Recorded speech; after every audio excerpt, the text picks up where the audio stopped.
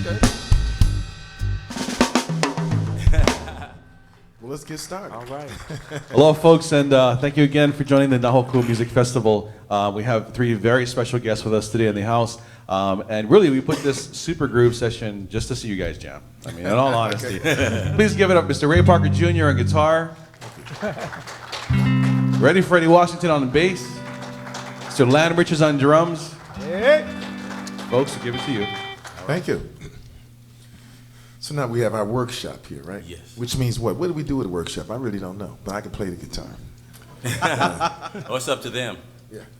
You know, It's up questions, to you guys. Q&As, and Yeah, let's do some Q&A because I know some people they play and they don't really know what it's about. And I mean, you can hear us jam anytime, but I mean, is there anything we can answer you guys about this? By the way, I know. Let me just start. I talk too much, so cut me off anytime. I know a lot of you people are saying, "Oh, Ray Parker Jr." He goes, "Strange in the neighborhood." Dun, dun, dun. Who can? I mean, we know that too. But what you probably don't know is what I really do for a living is play the guitar. I've been playing it since I was 11 years old. Played on many, many records, and this is what I really do. What I'm really known for is playing the guitar. Besides the other people on TV want to go, who you gonna call? So it's like two different lives. You know. right. But this one, before you leave here today, you will be convinced that I can play that goddamn guitar. Make sure that works for you. Yeah, because we come here today to play as a rhythm section, as a three-piece rhythm section, 3 pieces or 4 pieces or however many is in the rhythm section, and to show you the functionalities of each instrument, and then when you put them all together, Right. how it works. It's more simple than it is complex. Right. And that's what makes all the other stuff sound really wow. Is everybody a musician here? Yeah. What do y'all play? I write. Okay. I write music and lyrics. Any guitar players? I'm a DJ and I play all your music. Oh, okay, okay. Any drummers? Bass players? All right. So you got guitar, drums, and bass. Okay. Mm-hmm. So we got to hold it. And everybody in here is really missing out today. Too bad. Yeah. It's about the feedback a little bit here. Yeah. But is there anything in particular that anybody would like to know? Go ahead. You guys went through like the stage where it was kind of jazz studio guys, and then smooth jazz, right? The radio thing went to smooth jazz, still smooth jazz station, right?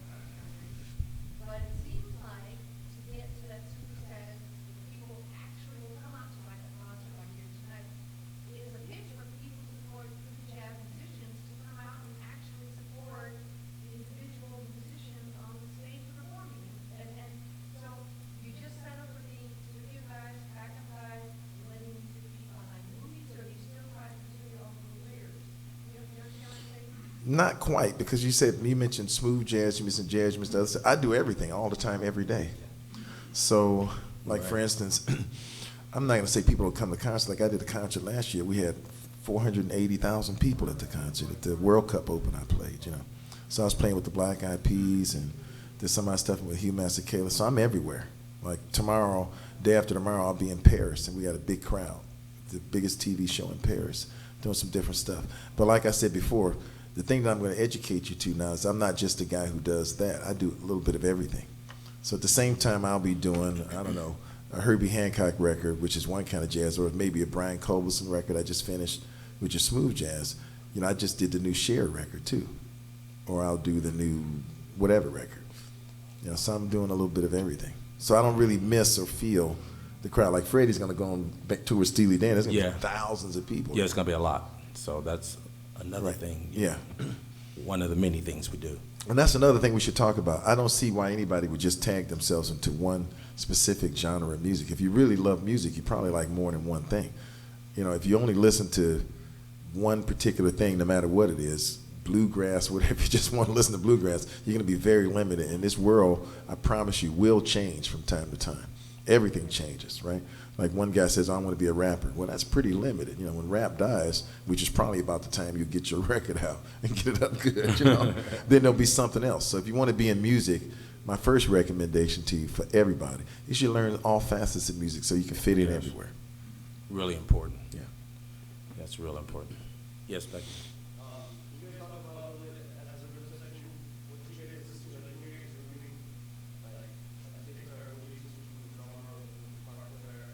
What we listen to in general in life or what we listen to while we're on the stage?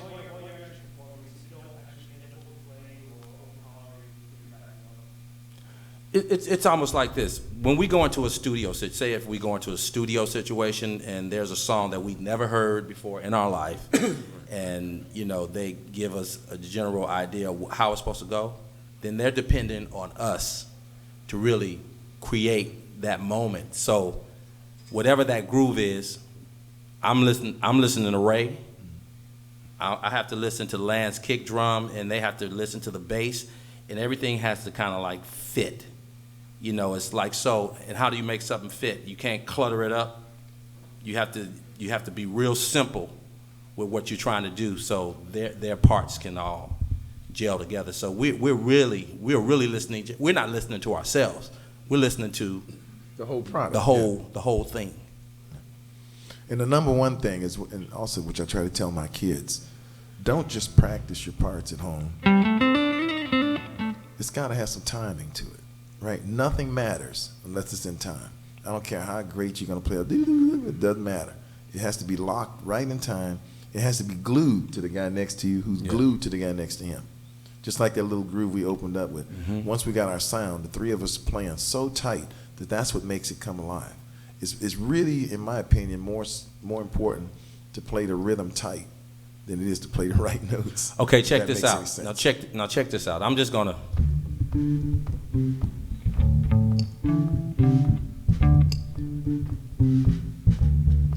And then Lan add something. That's simple.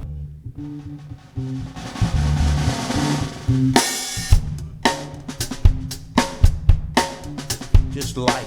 I'm not playing hard. See, it's got to feel good.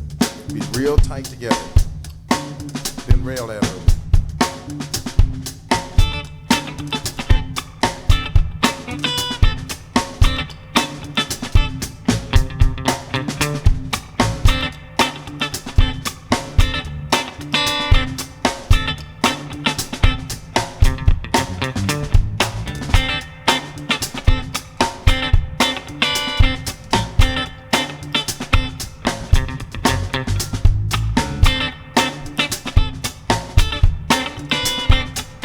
Now, if I miss a note, doesn't matter, it's funky. But now if I lose the rhythm and I go, now you got a problem, right? Now you just heard he ain't with it. But if I miss a note or two and it's in the groove, you don't even know whether I meant to do it or not. If I hit it strong, right? Because every now and then, it doesn't happen to me, but 0.00001% of the time. But every now and then I might miss a note, Right. And when that occurs, if it's grooving, see, that sounds okay. But if I go, and then they're gone, Right. you will really, really notice that, and it'll be out of sync. If we're in the groove and he's not in the groove, then we're gonna be over here grooving. And it's like, well, what is he doing over there? Yeah, and I'm gonna get fired too, which also has never happened.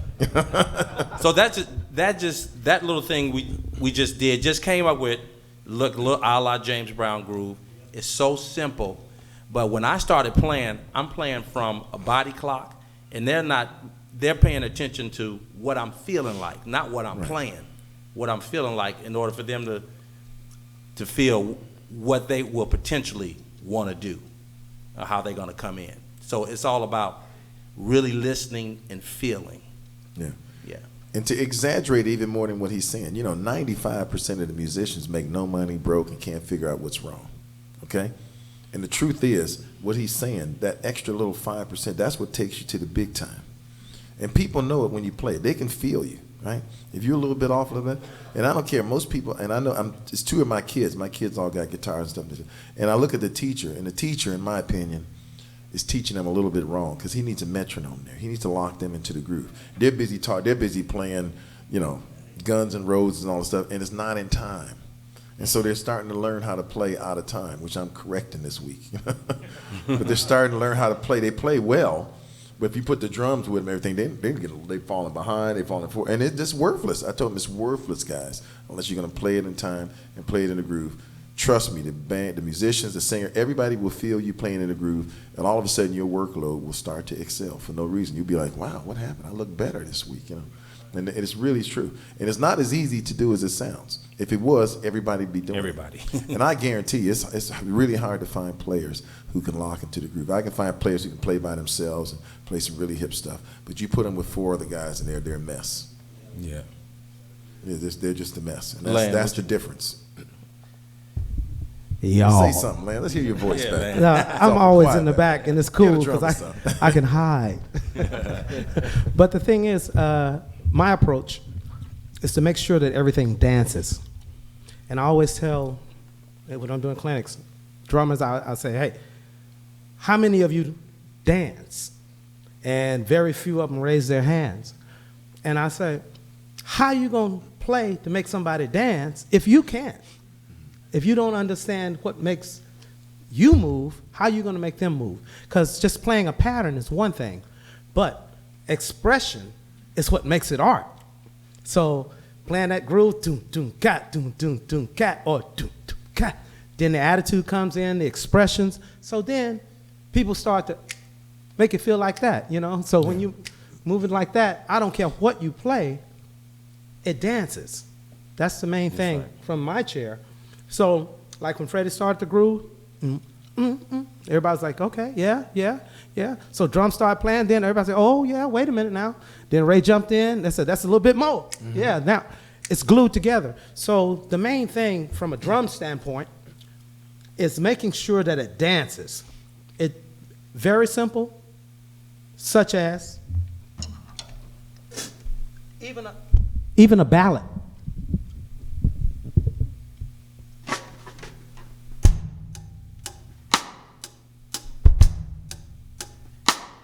Yeah, babe. If you're not sure that you let me. You know, so it's that picture that you get, and that emotional, you have to feel it. Like Freddie said, when he set it up, it's the body clock that he has. So, and I say, okay, I know where he's feeling it. So let me just play with him.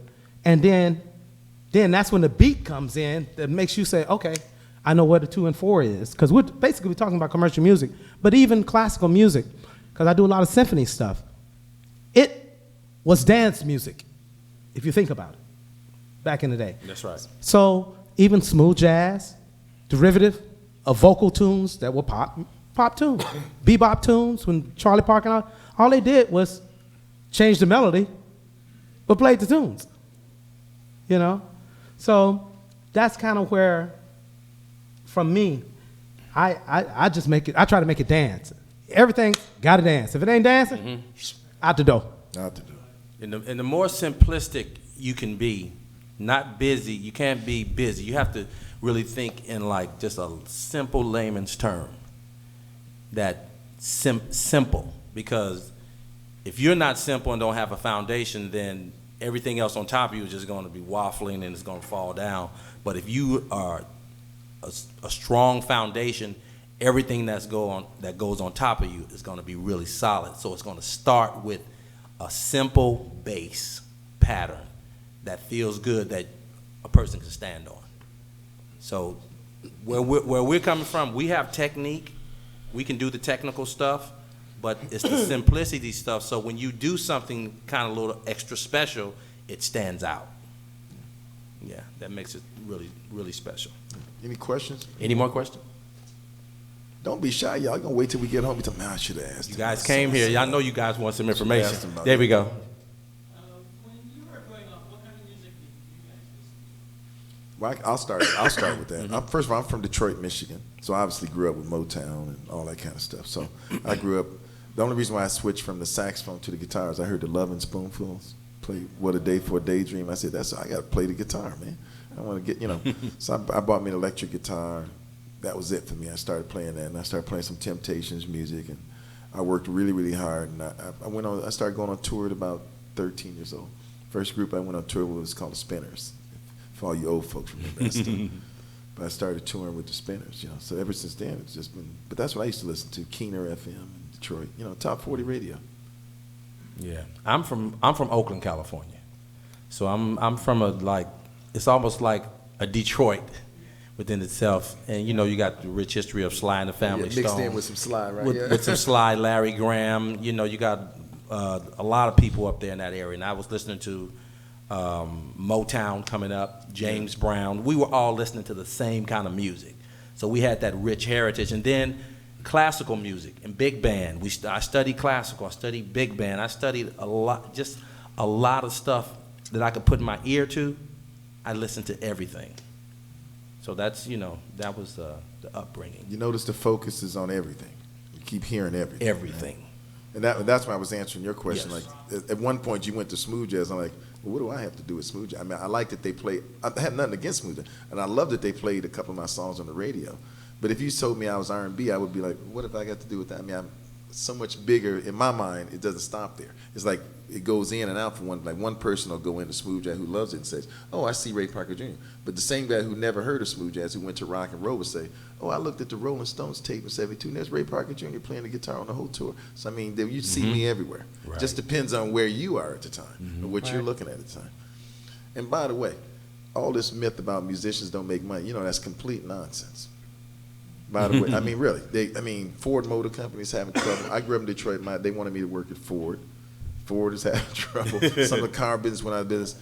Today, I haven't seen anything on TV where they're not playing music.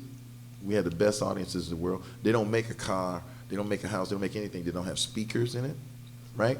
Every time you look up and you see a speaker somewhere, that's your business. You're making money. Right. Everybody has a radio. Every cell phone plays music. Everybody has music. There's music everywhere. So you ought to address the option of that. And just don't get like everybody else. You can't, if you're going to build cars, you can't say, well, I'm only going to build a two-door sports car, and that's it, with the engine in the back. And if it ain't that, I'm not building it. That's musicians. Well, I'm only playing progressive jazz. And if it doesn't go like that, I don't want to hear it. If you play music, you should embrace the music business. Right. And it's a really stable business. I mean, to me, it's much more stable than most of the other businesses. The thing It's more is, stable than this mic stand. yeah, if you cut your craft short, you cut your pay short. That's the bottom line right there. A lot of musicians, when it comes to reading music, they shy away from it, because they spend more time playing. You look at YouTube, you can see phenomenal players, but most of them are playing by themselves, if you think about it. So the thing is, they're going to be playing by themselves for a while. The thing is, you have to learn to play with a section or with people. It's like having a conversation. If you dominate the conversation and nobody gets to say anything back to you, they leave. Right. You didn't learn nothing either. Right. Yeah, exactly. So the thing is, it's just if whatever you do, just make sure you cover more than just what you're interested in, because basically it makes you stronger in what you're interested in. Right. Right. I was born in Alabama. My father was one of the writers on When a Man Loves a Woman. And then, I didn't know that. But That's happening. When a man. But the thing is, we moved because of the racial tendencies and all that kind of stuff back in Alabama back in the 60s. He moved us to Texas to kind of, I guess, ease the burden of that. Just a little bit. Just a little bit. But the thing is, he's a musician, so he had a band, and he had his band. So I got in it very young. I started playing clubs at 10. At 12, I was working 4 nights a week. Until now, basically, just to put it like that, So, but my formative years came from playing with guys who were already gigging.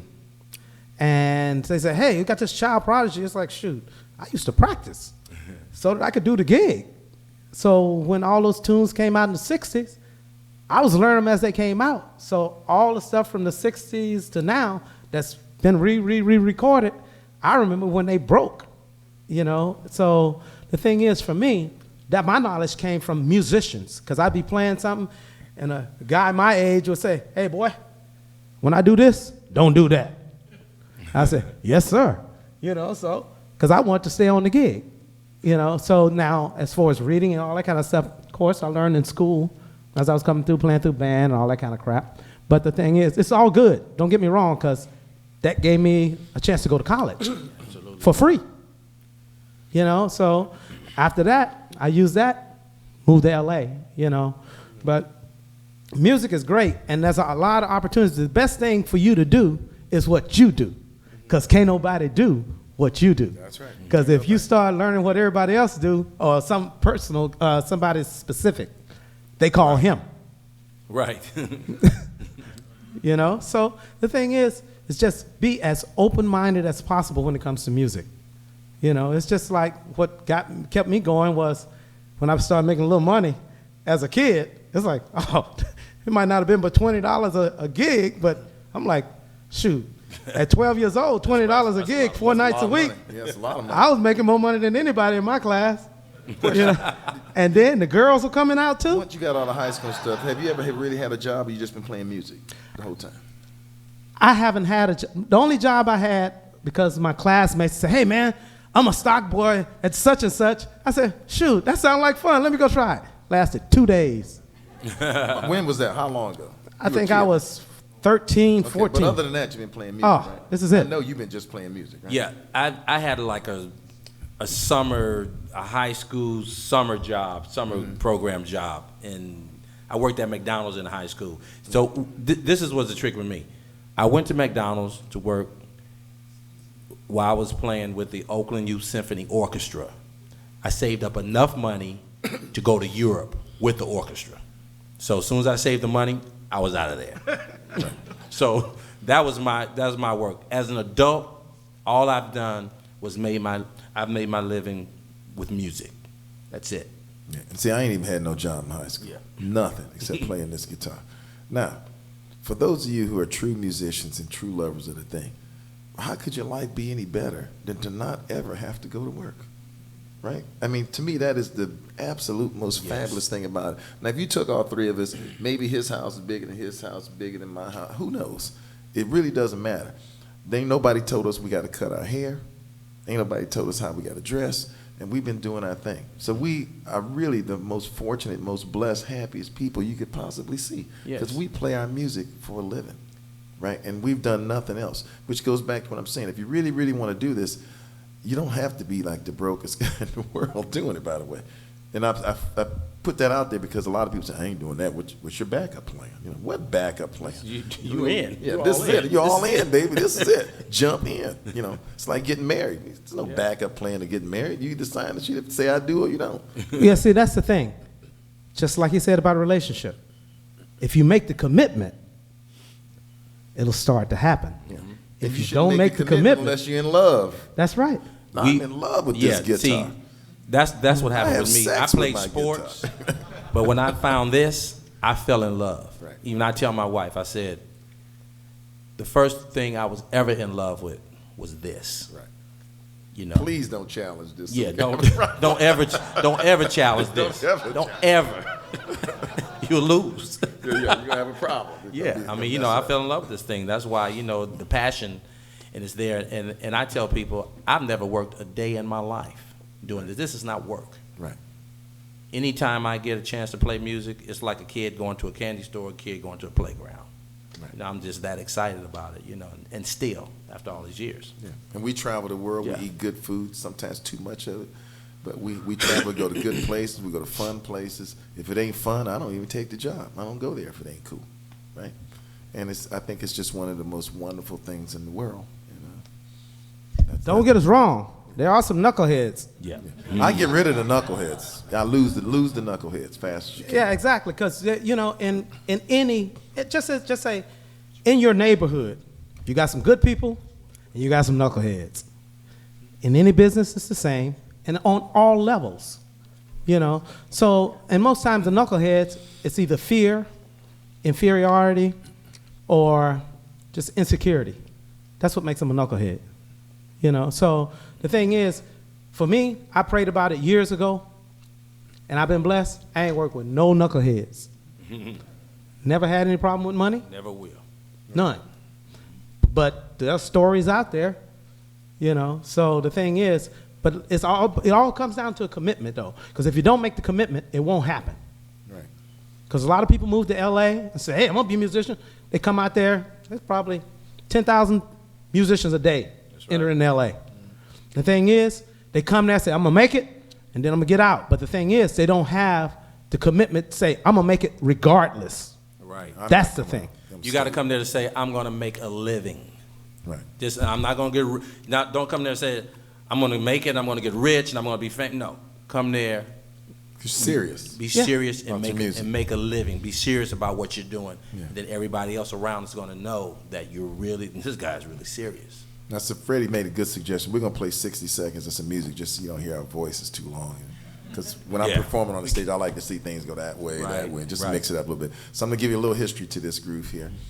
When I was coming out of high school and I was in college for the first year drafting, learned how to draft car parts. It was terrible. God sent Stevie Wonder into my life. I got a phone call from Stevie Wonder. Thank goodness, took me out of school. Big argument with my dad because my dad worked at Ford Motor Company. And to make a long story short, I had to tell my dad, if he wanted to make car parts, shoot me now and get it over with because I want to play the groove. So anyway, you know, he taught me how to write songs. And at 18 years old, the first song I wrote was on an unknown group called Rufus featuring Shaka Khan. They weren't even featuring Shaka Khan at the time. But nobody had ever heard, I know you laugh, but nobody ever heard of none of them, including me.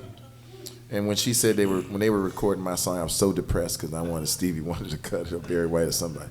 I was like, God dang it, I didn't make this happen. And that's the other thing I want to tell you in life too. You really don't know what's a hit and what's not a hit. Right.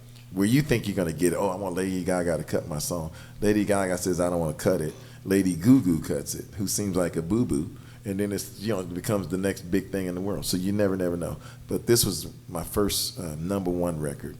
And I was 18 years old, so that was a good thing. And we just play a little bit of it. And for each, I just want to say this one thing. And for each guitar player, bass player, and drummer, just kind of listen and key in on that instrument that you love. It turns you on. Yeah.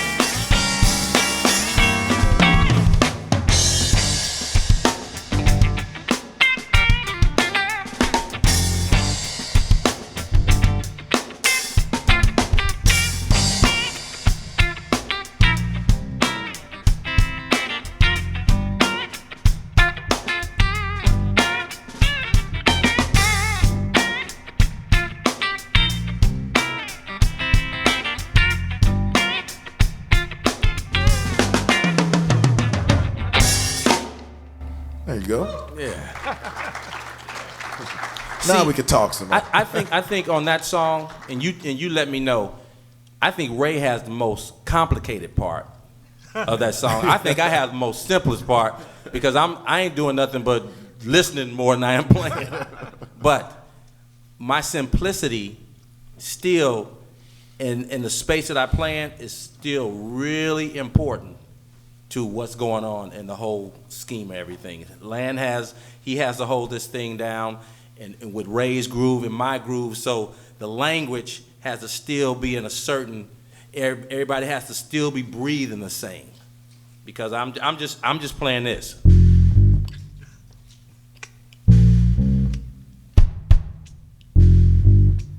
How simple can that be? But a lot of people can't do it.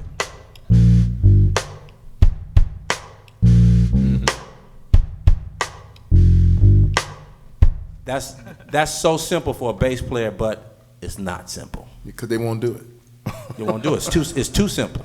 Too simple. They won't do it. It's And- kind of like drummers. Mike, It's kind of like drummers who like to play a lot of drum fills. And that's cool because they have a lot of drum shed rooms. Cats get together and trade licks. Hey, man, let's trade licks. And a lot of my partners like, well, I'm like Uncle Land now, but like Ron Bruner Jr., you know, Aaron Spears, all those cats who play with Mary J. Blige, all those young brothers, phenomenal players, have problems when they get on certain gigs because they're not listening to what their role is on the gig. And their role is not to do all those roles. You know, it's just to play time because the artist is the feature and not them. right. So they have problems keeping the gigs. Once they start losing enough of them and couldn't pay their bills, they stopped doing them roles. Or they move back to Alabama. You know? They're gone. You They know, ain't there no more. but that- Everybody has to pay attention to what they do. As a bass player, you have to know what your role is. As a guitar player, as a piano player, as a drummer, everybody has a specific role to play, and you have to play that role. And if you don't, you will be rolling right out. That's right. So, Any more questions from people? Y'all got some more ideas or things you want to know? come on, somebody. I know somebody want to know something. Don't wait till Here you we go. leave. Here we go. Keyboard player, and I was just wondering if you're not in an LA or New York or whatever, what are some tips to kind of get put in the door? That's easy. First of all, you can just go to LA. Right? I mean, I was in Detroit and it wasn't enough happening, so I got in my car and pointed it to LA and drove. Yeah, it depends That on made what all you the want to difference do. in the world. Yeah, it depends on what you're doing. I mean, sometimes you can make it in New York. I would go, first of all, the world is a very small place. I don't even think in terms of where do I live. I live wherever the groove is, you know. So wherever you think your best opportunity is, that's where you should go. This is the thing. I think now with the internet, wherever you are is fine. The only thing is, like I said, it depends on what you want to do. If you want to be an artist, if that's what you're saying, or just a sideman, I would be happy as a side. okay, then you have to go where the work is. Right. That's what probably that should, comes yeah. down to. Yeah. Now, if you want to be an artist, you can live anywhere because all you got to do a tune, upload it to the internet. You might be the next Gnarls Barkley. You know, they sell 1 million downloads, and it was a demo. You know, so the opportunity is there with technology now. It's kind of back to like the 50s, 60s, 70s where you kind of got to promote yourself. Because record companies now, all they want to do is sign you just to say they got you and steal your money, pretty much. Because now with the 360 deal, which says we get half of everything, merchandise, your gig, your CD, publishing, writers, you know, they tell you, they're putting it in writing now. Used to, they just said, we didn't recoup, and said, well, sorry, you know. But now you have a chance to do it yourself, you know, but you have to have the motivation to hustle. That's the other side of it. But You also, know. to me, in answer to your question, see, I like to live in the musical area. For instance, I mean, it could be the stupidest things that make you cut a hit. Like Freddie could call me up and say, man, what kind of guitar is that you playing? Da, da, da. Well, see, if I'm in Mississippi, we ain't getting that communication. Right. Like he may say, man, can I come over here, that amp you got? Da, da, da. Can I just, he go down the street.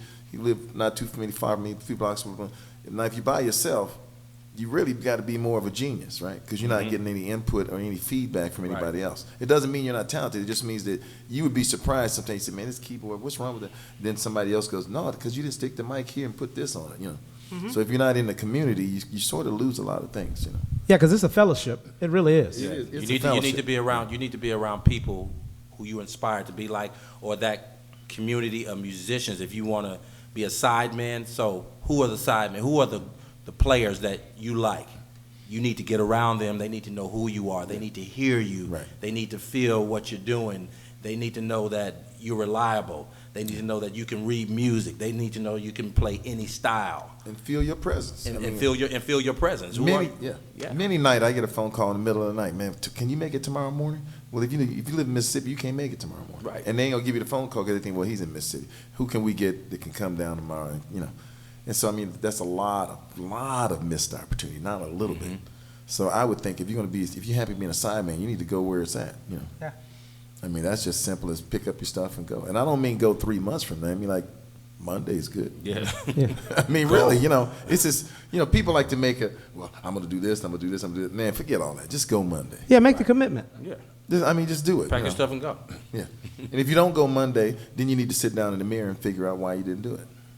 Right? You need to have a chat with yourself. But the truth is, you can go Monday and you can come back later and get whatever you need to get and finish moving. But you need to just do it. By the way, I want to stress, do it. Nike's right, just do it. I mean, that is the biggest effing problem is people just don't do it. Everybody talks about everything, but till you do it, doing it is really 90%. I mean, you got to do it. You really do have to do it. Talking about it, just, I got a good idea, I'm going to talk about it. And everybody keeps having meetings, and they keep talking, and they keep talking. You need to do it. You got to take the step. If you don't take the step, you're not moving. Yeah, you got to do it. You're sitting idle. Any more questions? Come on, you have some more questions. I can feel you. I've got a question, Bob, because it seems like you're able to studio time. You know, you got the headsets, everything's already laid down, you just have to play the guitar. And now, you know, people are sending tracks across the country by, you know, you just send that track. But it seems like a lot of the live stuff and the interaction stuff, kind of, I've missed for a long time recordings. And sometimes people are, well, I'm not going to be able to be live because that happens. Absolutely. Plenty of live seems to be lost now. You just send a track. Yeah. You just sit there and just do it after it's already done. You don't Yeah, but the people who do that, they want it lost. They like that lost sound, which unfortunately, in my opinion, is selling to a lot of things. They like the lost sound. I mean, some of that sample, the drums not playing any kind of rhythm. He's just playing whatever the sample is, and everybody else doesn't lock around it and they do something Right. weird. For some reason, some of that stuff sells. But at the same time, there's still people doing sessions with live bands and, or mixing it up halfway. I'm seeing a little bit of everything. You know, so I don't think we can fight the world or change it. You know, it's like when the synthesizer came in, everybody embraced it. I mean, some people didn't like it. Some people didn't like the ARP strings, but some people only wanted to hear the ARP strings. You know? And they didn't like the electric guitar at one point in the 50s, right? It says too loud to break up. Well, by the time the 60s came, it was like turn it all the way up. Let it really feed back and break up. You know, Right. Jimi Hendrix said turn it up louder. Then everybody went. Yeah, everybody went past it. They had 6 Marshall amps, and they just, you know, the guitar was feeding back. Every note was feeding back. So, I mean, you can't, styles and trends just happen. But if you're a part of it and you're doing it all, it'll work out. You know? Yeah, you have to welcome change Yeah. because everything's evolving. It's like technology. The problem I think that's growing now with the young people is that technology makes it so simple that they actually don't learn the fundamentals of music. Right. So what's missing, well, what's good for us is because we know technology and we know music. So when it's coming back around to the point where you gotta know music because everybody's only copying something that's copied. So nothing original is really being created anymore. Even sound libraries for TV and all that. Right. I was HGTV and I asked them, I said, who does your music? They said, well, we have a library. And so we don't have to deal with copyright and all that kind of stuff. And we just pick a tune out that's been done, you know, that's already licensed to them. I said, so none of the shows do original music? I said, no, we just kind of pull out the folder. So the thing is, the problem now with kids, they're stuck in that. And say, for instance, I got my computer back here with GarageBand. It's a consumer a consumer item, but it makes it easy to create music, which is great. Now, I've heard some underscoring that was garage band on films. You know, because of budget, maybe, or Yeah. it's nice, okay, great. But the thing is, to have the longevity, just say a career in it, you have to know more than the easy way. You know, so I always stress to kids, you got to learn theory. You got to learn what a chord is, you know, how to voice a chord, and why you want to play that chord for one. If you play, hey, Ray, play a major chord. Freddie and I was talking about this earlier. Now, play a minor chord. Now that's a happy sound, sad sound. Most songs that you hear have minor chords nowadays. And it makes music, it can almost it brings you down listening to music. And especially if you listen to most lyrics, you know? Now, songs that, if you look back over the years, all the songs that might have won Grammys and stuff like that, were positive songs, Positive. you know? Major chords. Most of them major, If you hear major changes. a lot of the old Motown records, Jackson 5, Happy Sound, a lot of major, they didn't stray away from those major chords. Major tonalities, wasn't nothing minor. You sound of Young America. Young America, Happy, it's all major sound. But see, people ain't happy now either. Right. I mean, they want to shoot each other. They got the rapper. They got so. I mean, so some of the stuff is just some unhappy music. It's dark, it's real dark. Yeah. And I see trends in that too. You know, like after a war or something, people have to come together so that more love comes in, and then they want to hear more romance. They want to hear more stuff. Then we have the generation of my kids, which I call the self-entitlement group. They don't really want to hear that happy stuff because they ain't that happy. Even though they got everything already, they're still unhappy about something. They're like, you didn't buy me a BMW, you only got me a brand new Honda, and I'm pissed. You know? So why and all the songs shouldn't be happy. Should be mad. You know? Kill your mama, kill your daddy. So, you know. Any more questions? Back in the back? What artists no longer here would you have wanted to work with and why? And then the second one is what artists do you want to work with in the future and why? Each one. Okay. It's just no longer here. An artist is no longer here. Is Isaac Hayes. Yeah, I missed work. I wanted to meet and work with Isaac Hayes. Now, I worked with David Porter, and I met him, but somehow I escaped Isaac Hayes. And the guy who I'd like to work with would be Paul McCartney. Let me see. Yeah, I got something for him. You know, he's one of the few people on the planet that haven't experienced the Ray Parker groove, and that's his flaws. I mean, he's probably got a couple of billion to make up for it, but he'd have about 4 more billion if he heard it, you know. And we could all be happy to get, but I just feel like, you know, that's too bad. Yeah. Let me see, for me, I'm not sure. When he said Isaac Hayes, because I've been listening to a lot of Isaac Hayes lately because I have that Pandora, Right. and I get to program whatever I want to program in, and I go back to a lot of that kind of music. So Isaac Hayes, there's been a lot in there. Let me see if there's anybody else that's not with us. That's a hard one. That's a hard one for me. Who's still here that I want to work with?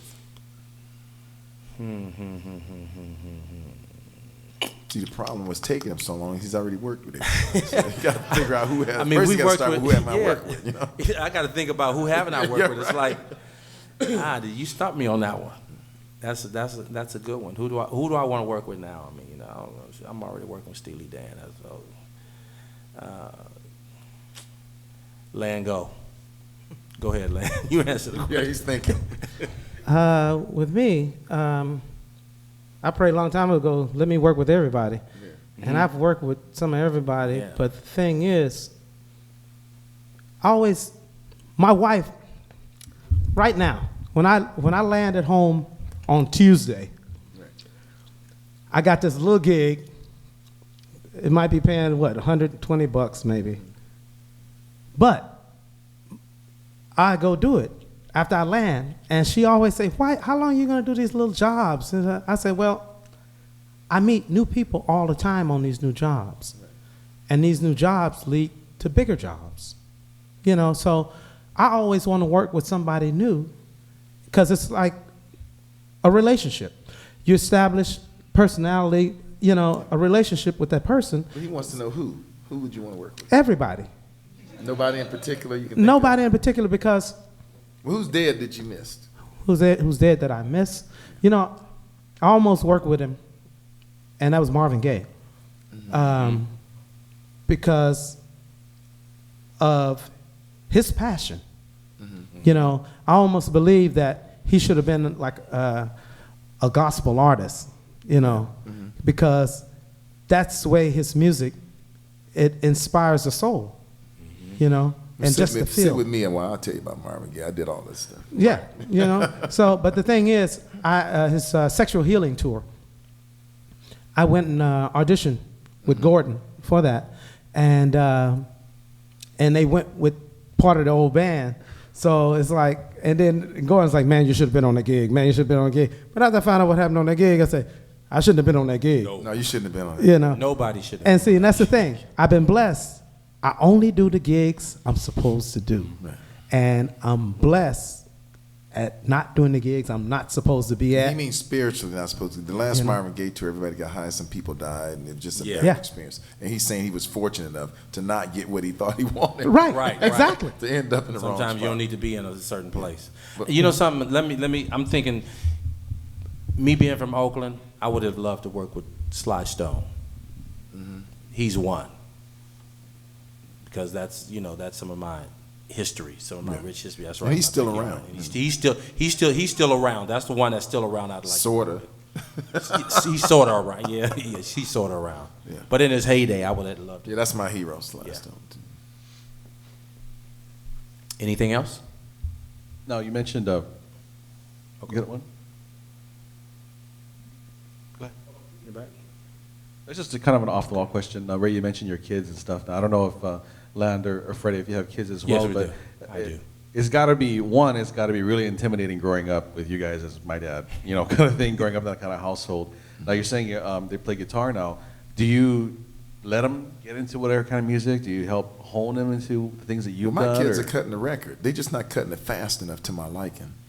But they are cutting it, and they're very talented. Both of my kids play guitar and piano, and the 10-year-old sings, and they're like unbelievably talented. They play more guitar than I ever played at their age. And I think that they could really both be superstars. The only thing that I find that's in the way is the video games, they live in a world They got too much. that I don't know how to deal with them because they have so many options. See, I lived in Detroit, and other than getting shot, playing the guitar was all I knew how to do, you know. But they got like 1 million valid things that they can do. Get this, they got the tennis lesson, they got they got the video games, now they got the Xbox where you get your friends that left town 2 years ago live in Switzerland. One lives in Switzerland, they hook up with the other one in Japan. Everybody's on live, you know. In the middle of the night, they got the headset on with the boom mic, and they're playing video games with the guys in Switzerland. I mean, you know. So they got the iPads, they got the iPhones, they got the swimming lessons, they got this, and then they're traveling. They just got a lot going on. I want to be one of your kids. I know. Let me tell you something. Raise kids. The truth is, I want to be one of my kids. I'm getting the raw end of the deal. I missed the pot. I should have let my dad do this, and I should be the kid. 'Cause, you know, but then I guess they don't have I don't know, it's just different. The new generation, I got 4 kids, by the way. And I still haven't figured out how to make it work, you know. I mean, it's a new world. Like, It's tough. You think you got it figured out. You say, I'm going to do this. Then the next time you say, I'm going to do this. Then the next time you say, I'm going to do this. Then the next time you say, this. Now, 4 shots at 3 strikes, you're out. I mean, 4, come on. You know. I think can't- I think it was simpler when we were growing up because we didn't have that much. Yeah, So wasn't it that was, much to you do. know, we go out in the street, kick the can, whatever. That was our video game. It wasn't that much. Now today it's like it's hard to get them because they have so much. So that book is still open. I think my kids are going to cut some hits. I think. But that door is still open. It depends on how dedicated they are, because they really got some good stuff right now cut.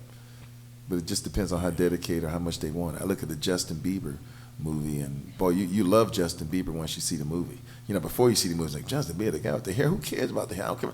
But when you see this kid at 12 years old that has the brain of somebody who's 35, right, and he's focusing it in. And by the way, Justin Bieber's career is all him. I mean, he drove it, he led it, he put all the other people on board. And it's not some strange phenomenon. When you see the kid's movie, you see everything that happened. They got videotapes of him. They can't fake that stuff, you know. And you'll hear him talk, and man, he starts hitting the 80-city tour at 15 years old, and he doesn't care if he's not letting his voice get out of shape, and he's doing whatever he has to do. It's pretty amazing just to drive, you know. So you look at that Justin Bieber thing. You know, I took my kids to see that. I ain't Justin Bieber. Well, they did after they saw the movie. Even I was a fan after I saw the movie.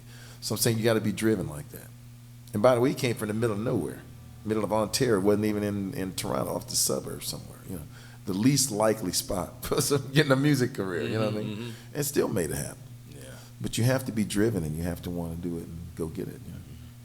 My kids, my daughter, you know, when she was coming up, she's taking piano lessons. She wanted to play piano, so I went out and bought her acoustic piano so she have a facility to play. And she played for a while, but she never really pursued it. My son, he likes music, but, you know, he's a golfer. He wants to be a PGA pro. So, you know, I wanted them to pursue their own passion. This is what Daddy loves. This is how I take care of everybody. And this is what I do. What's your passion? I just wanted them to find what they did. So, you know, they have a love for the music. They have a love for what I do. They're still, when they come to Steely Dan concerts or any concert or just a little in-town gig, they're still excited. My daughter told me one day, she said, Daddy, every time I see you play, I mean, it's just like there's something new. I mean, you excite me every time. So I'm like, okay, I'm not getting stale. I'm still growing, you know. Yeah, so they, you know, they're doing their own thing. Yeah. My kids, it's me and my wife. I'm the kid. I get all the toys. And that is not beneficial to our audience today. Go ahead, Mr. Back.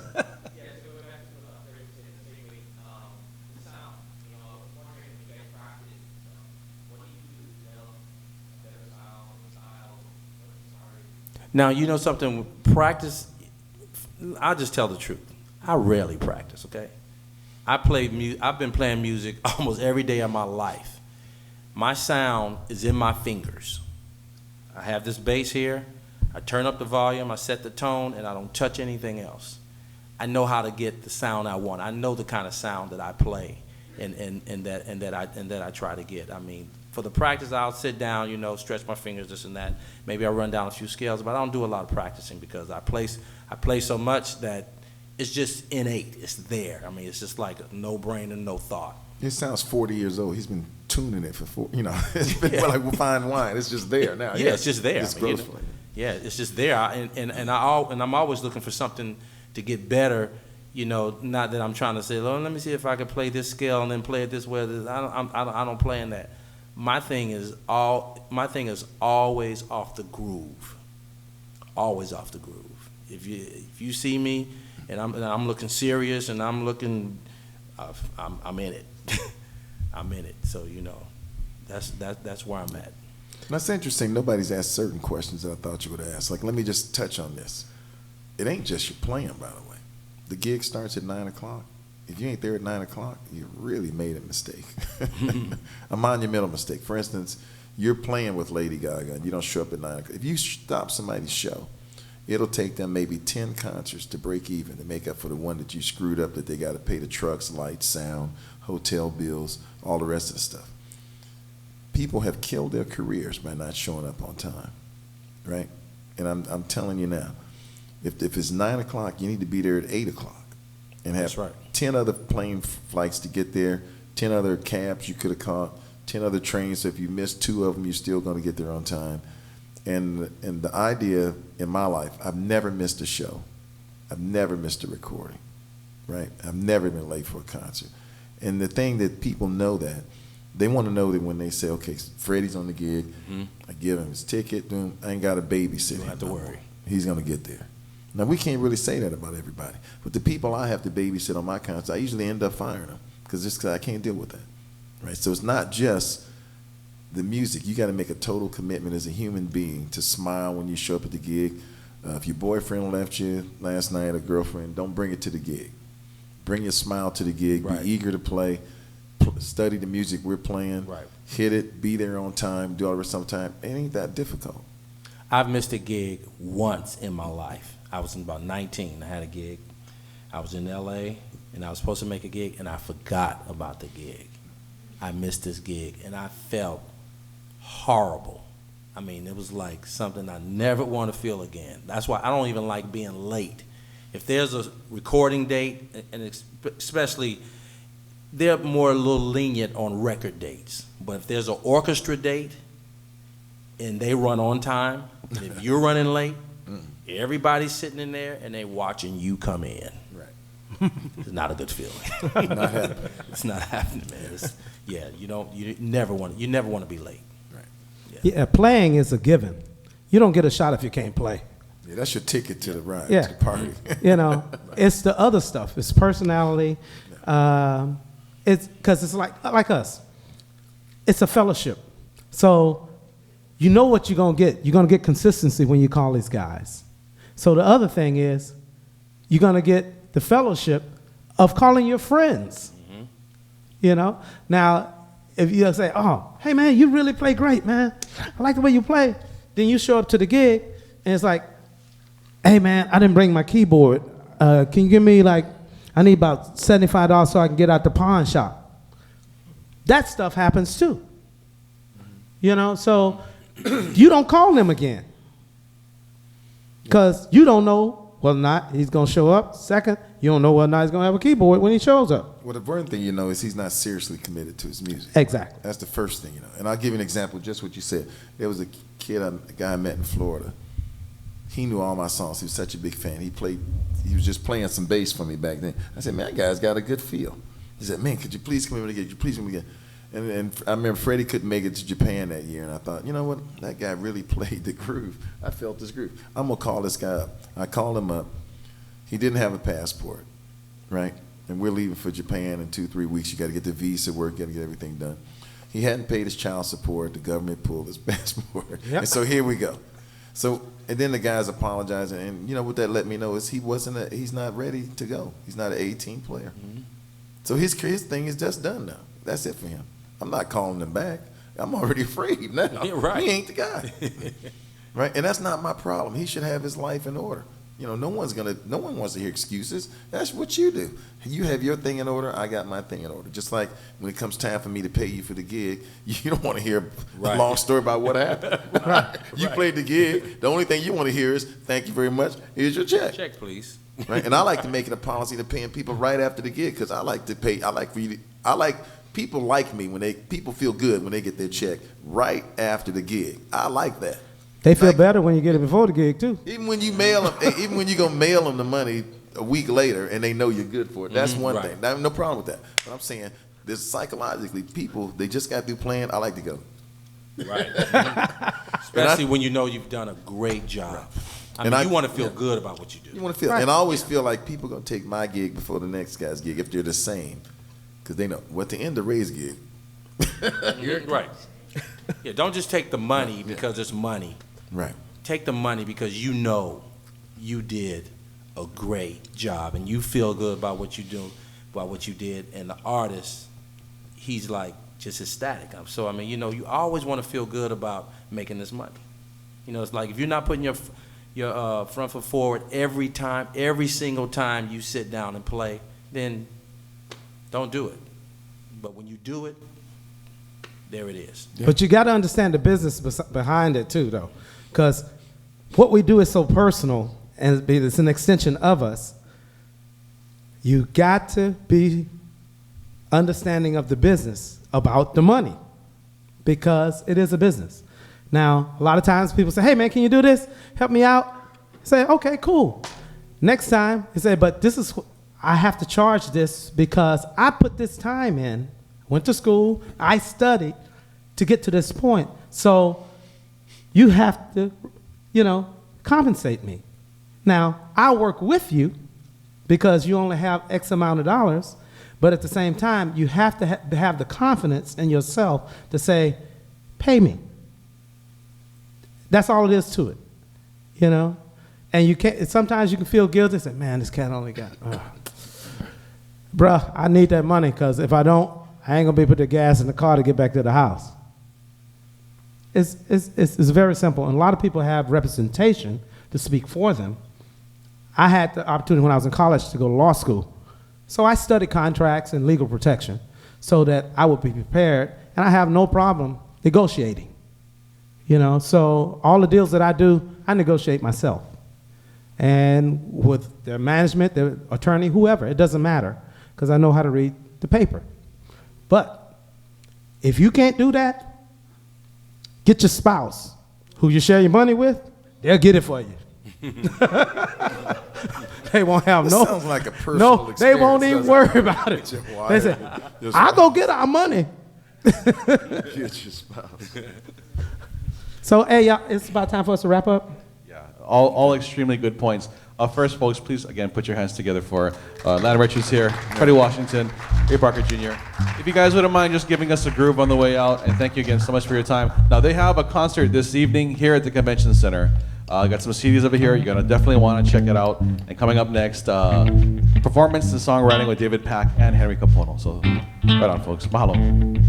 Oh, yeah, we got them CDs. They're only $10. If you want them, oh, Your we'll CDs bless you. CDs over here, Right on the podium over here. $10, and they got all the art of the grooves on it.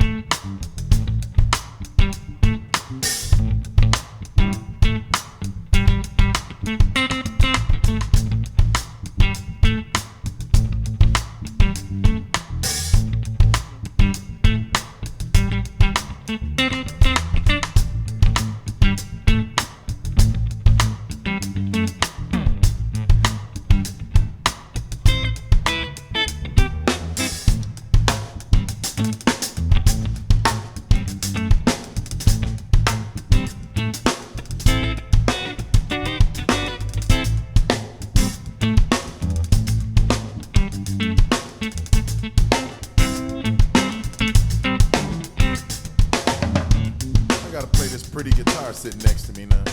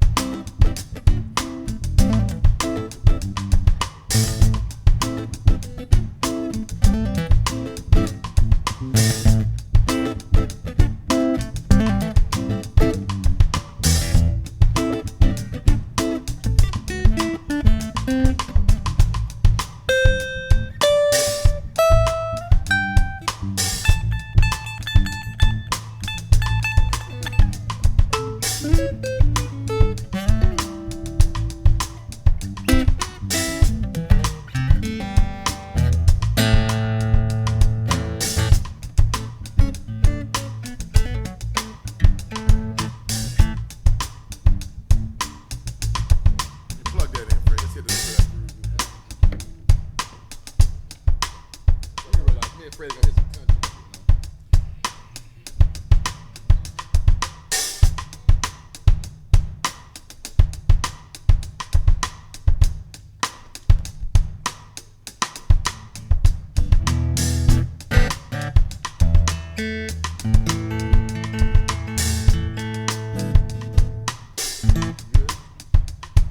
Follow up on this.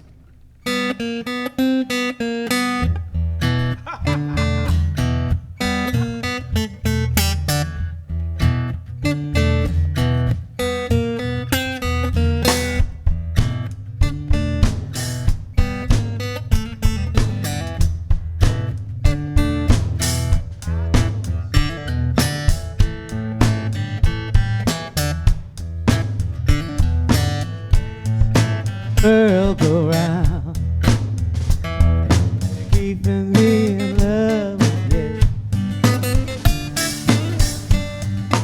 Here I am, baby. Take me.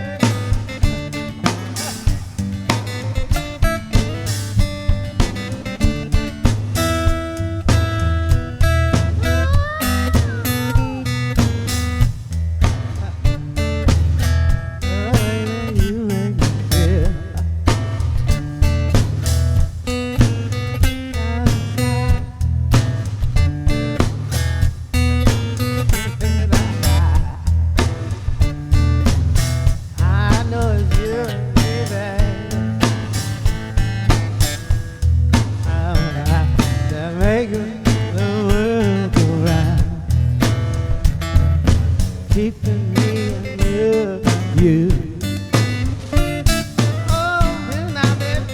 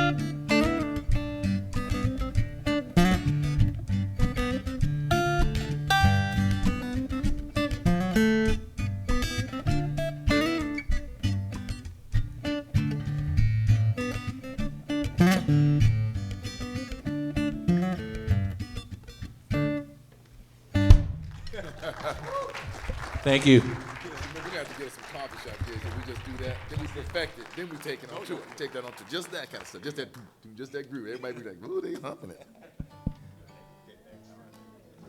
Again, folks, please put your hands together for Ray Parker Jr., to Freddie Washington, to Lan Richards. CD's right up over here, as CD's well as over our here if you'd concert like. tonight. Thank you.